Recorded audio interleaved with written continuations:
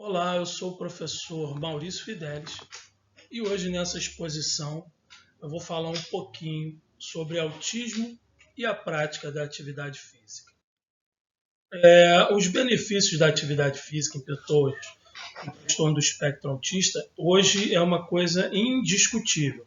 Existem inúmeras práticas baseadas em evidências que fundamentam e que fortalecem que a presença, por exemplo, de um profissional de educação física qualificado que compreenda essa deficiência pode ter uma relevância significativa na vida dessa pessoa e na qualidade de vida dessa pessoa. Para exemplificar isso que eu estou falando, eu fiz um recorte e trouxe para cá algumas pesquisas que já foram feitas e que apresentam resultados que embasam a tese de que quando uma pessoa no transtorno do espectro autista, quando submetida a uma prática baseada em evidência, ela tende a apresentar melhoras significativas em várias áreas do seu desenvolvimento. Para começar, eu queria fazer um destaque aqui, nessa pesquisa,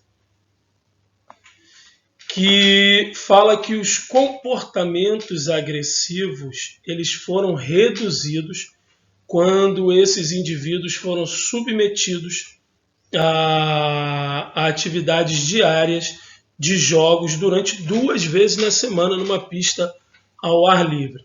E aqui é importante dizer que uma das características do autismo é o seu déficit na comunicação. É uma característica que faz parte do critério diagnóstico dessas pessoas. Então, eles têm dificuldade de se comunicar, de se expressar de forma clara que as pessoas possam entender.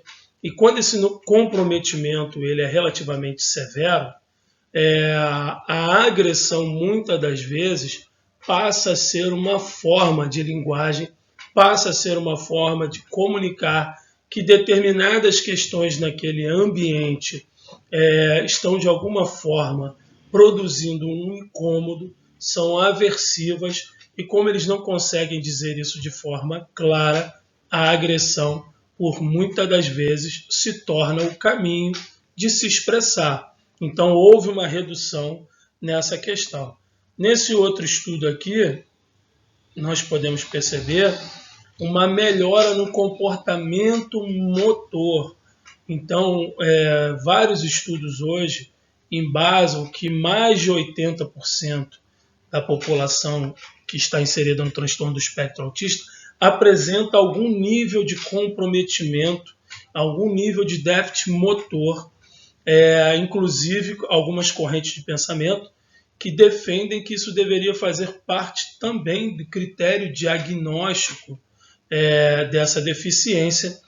E quando submetida à prática da atividade física, se percebeu que houve uma evolução nessa questão. Nessa outra pesquisa aqui, que eu estou destacando, as crianças autistas expostas à equitação terapêutica apresentaram maior sensibilidade sensorial, motivação social e menos desatenção, distração e comportamentos sedentários. Faço aqui alguns destaques. É muito comum que pessoas no TEA apresentem uma coisa chamada transtorno do processamento sensorial. Então, muitas delas têm dificuldade de lidar com os estímulos sensoriais. Inclusive, esse é um fator constante de crises, eles são levados a uma crise, a uma disrupção de um comportamento por conta de alterações sensoriais. Uma outra questão aqui é a motivação social. É uma característica também das pessoas no TEA, a dificuldade de interagir com o outro, de começar, por exemplo, uma conversa e sustentar essa conversa. Então, aqui podemos perceber que, quando submetida à equitação, houve uma melhora nessa questão também. Menos desatenção. Então, como muitas das vezes o meio externo e às vezes o interno são meios onde há uma hiperestimulação sensorial, muitas das vezes eles se concentram em determinadas questões para tentar eliminar de alguma forma isso e tendo uma desatenção muitas das vezes com coisas que são importantes. Muito provavelmente quem acompanha, estuda, já viu ou ouviu falar de pessoas no TEA que muitas das vezes fica olhando para o ventilador e é como se nada naquele entorno ali tivesse acontecendo. Então, às vezes, em uma sala de aula, há uma desatenção por parte desse aluno, porque ao tentar eliminar de alguma forma essa hiperestimulação do meio, foca num determinado objeto e ali tenta se regular de alguma forma para que ele não sofra com aquilo dali, com aquela hiperestimulação do meio externo, muitas das vezes interno, porque muitos autistas não sabem lidar com as sensações, com as emoções, que também geram neles crises. Então isso é uma coisa bacana também que essa pesquisa trouxe. Como eles têm uma questão comportamental e como muitos deles apresentam uma questão com a linguagem, uma dificuldade, não é incomum que muitas pessoas que estejam no TEA e as suas famílias optem por se privar, por exemplo, de ir a um cinema, de ir a uma academia, de ir a um teatro, de fazer uma caminhada ao ar livre. E muitas das vezes essas pessoas vivem reclusas dentro das suas casas. Então, essas questões acabam desenvolvendo e estimulando um hábito de vida sedentário para essas pessoas. Então, quando você precisa se deslocar, sair de casa para a prática de uma atividade física que é bem importante, inclusive, para essas crianças, ali você acaba quebrando essa questão com uma vida de inércia, de pouco movimento, e acaba estimulando que essa pessoa esteja, de alguma forma, praticando alguma atividade e se movimentando. Nessa outra pesquisa aqui, que eu vou fazer esse destaque, a autoestimulação diminuiu após a corrida. É importante dizer, eu tenho, por exemplo, alguns alunos que, para se autoestimular, muitas das vezes eles ficam correndo de um lado para o outro. Para se autoestimular, muitas das vezes batem na cabeça. Para se autoestimular, ficam reproduzindo uma ecolalia, então ficam falando a mesma palavra ao mesmo tempo. Então, essa pesquisa traz esse ganho de que a autoestimulação, que é uma coisa também que é comum nas pessoas no TEA, elas apresentaram uma redução. Apresentou-se também uma redução nos comportamentos aqui descritos como perturbador, mas que a gente costuma chamar de comportamentos disruptivos. Foi observado uma redução de 50% nas sessões, então também um ganho importante para a qualidade de vida dessas pessoas. Aqui, nessa outra pesquisa, que acaba reforçando o que o último slide falou, os comportamentos disruptivos e estereotipados foram significativamente diminuídos após exercícios vigorosos. Então, aqui, fazendo esse destaque, os comportamentos disruptivos eles podem acontecer por N fatores, uma sobrecarga sensorial, uma quebra de rotina, uma dificuldade de lidar com uma determinada sensação ou sentimento. Então, quando essa pessoa aprende a lidar com uma sobrecarga sensorial, quando ela aprende a lidar com uma questão de sentimento ou com uma quebra de rotina, isso traz a ela um ganho na qualidade de vida. Nas questões das estereotipias, então, muitas das vezes as estereotipias elas são usadas para que essa pessoa possa se regular. O flapping de mão, o balançar do corpo, entre outras que são características dessa população, elas têm essa função. Qual é o problema das estereotipias? Eu faço 2 destaques aqui. Quando elas são autolesivas. Então, quando elas trazem algum prejuízo físico para essa pessoa.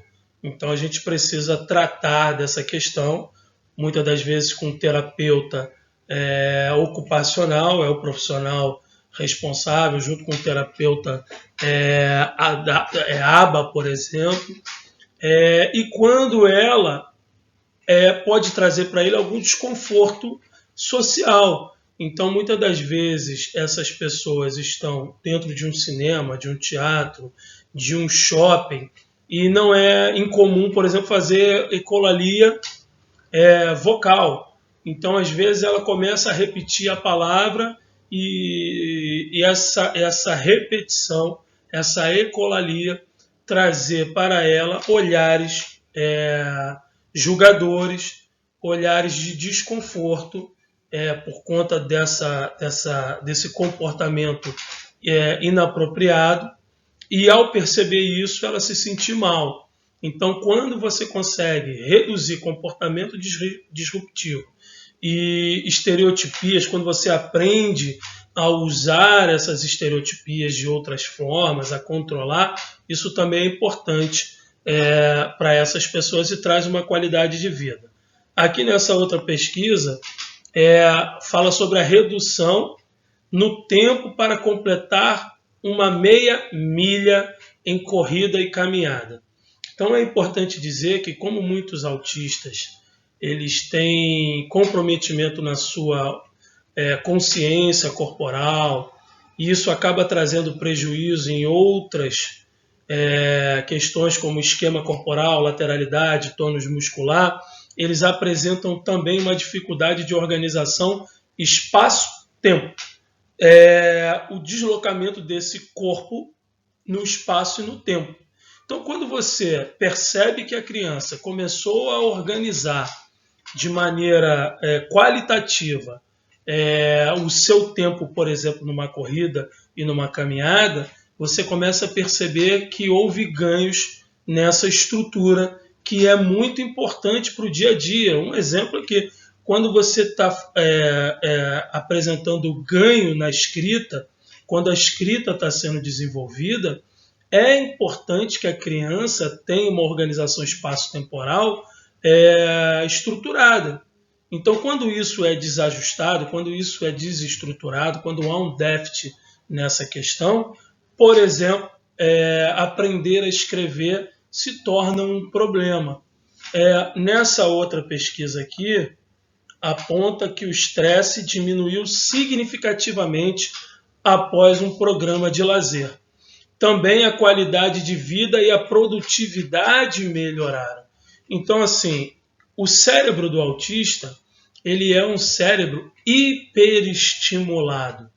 Então, consequentemente, você tem uma pessoa que constantemente está vivendo sob um estresse muito grande, que pode ter inúmeros fatores, como eu falei aqui. Questão sensorial, quebra de rotina, questões sociais, demandas sociais. Então, quando você percebe que a prática da atividade física trouxe para essa pessoa uma redução nos seus níveis de estresse, automaticamente se apresenta aqui um ganho na qualidade de vida dessas pessoas. Isso aqui para destacar, houve uma melhora na atenção, no tônus muscular, nos ajustes motores, na imitação, na emoção e na comunicação.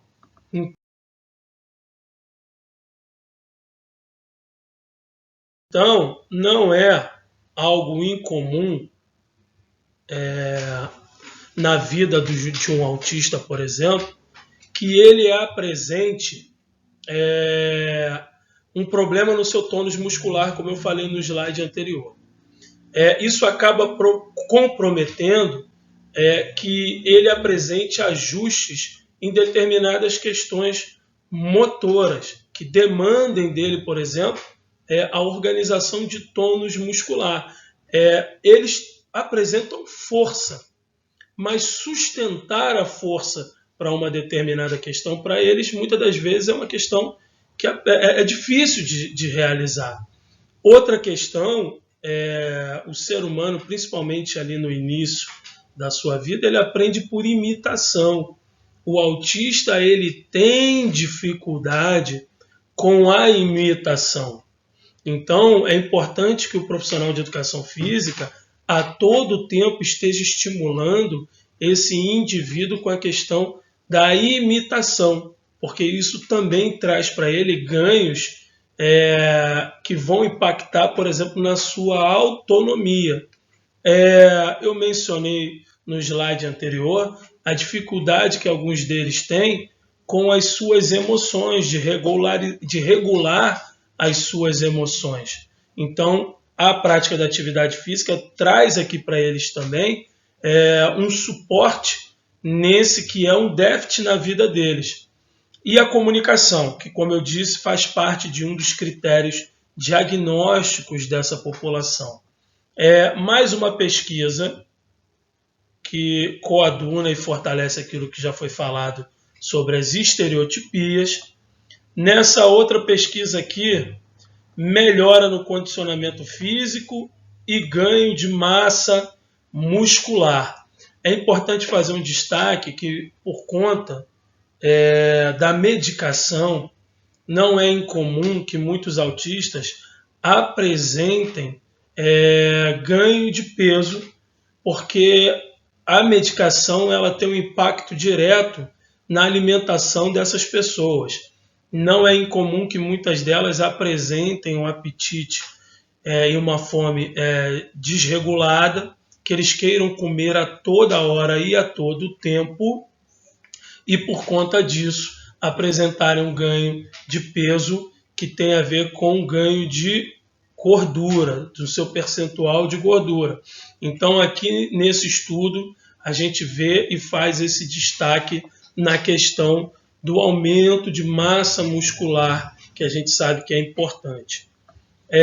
Nesse outro estudo aqui, melhora na permanência em sala de aula e no desempenho acadêmico. Então, mais uma vez aqui, que é um dos grandes desafios para essa população, que é a escola. Quando a gente conversa com eles, a gente percebe que a escola foi para muitos deles um dos piores momentos da vida deles, relatos feitos por eles.